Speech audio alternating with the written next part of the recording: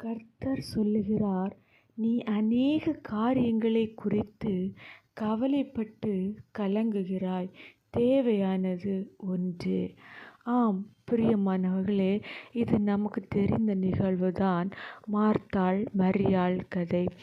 அங்கு இயேசு கிறிஸ்து அவருடைய வீட்டிற்கு செல்லும்போது மார்த்தாள் வீட்டு காரியங்களை செய்து கொண்டிருக்கிறாள். சமைக்கிறது, வீட்டின் வேலை காரியங்களை செய்கிறாள். அதை பார்த்துதான் கர்த்தர் சொல்லுகிறார், நீ அநேக காரியங்களை குறித்து கவலைப்படுகிறார்.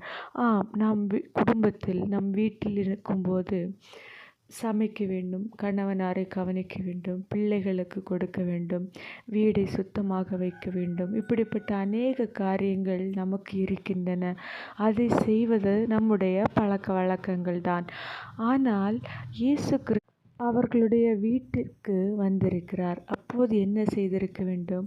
அவர் பேசும் வார்த்தைகளை அவர் அருகிலிருந்து கேட்டிருக்க வேண்டும் அல்லவா?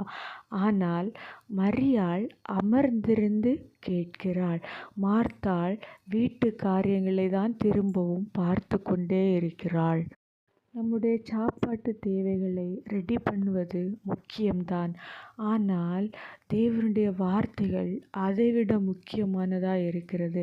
அவர் வந்திருக்கும்போது நாம் அம்மை அவரிடம் கொடுத்திருக்க வேண்டும் அல்லவா? அவள் அதை மறந்து விடுகிறாள். இதே போல தான் நாம் அனுதினமும் அநேக வேலைகளை செய்து கொண்டு இந்த வேலை அந்த வேலை, வெளியே போக வேண்டும் என்று முயற்சிக்கிறோம்.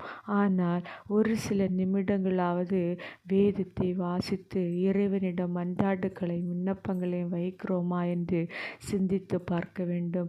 அப்படி நாம் செய்து நம்மை அவரிடம் ஒப்படைக்கும் போது மற்ற காரியங்கள் எல்லாம் இலகுவாக தேவன் மாற்றி தருவார். ஆமேன்.